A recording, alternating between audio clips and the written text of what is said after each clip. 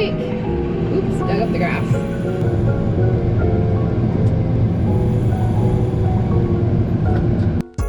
Alright, it is the first plow out for 2020, which is crazy here in Michigan. Usually we have a lot of snow. I think I did a pretty good job.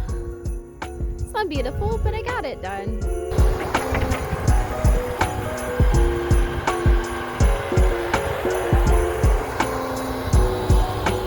So that video will be coming out probably a little bit later this week. I'm thinking of my battle with the snow pusher.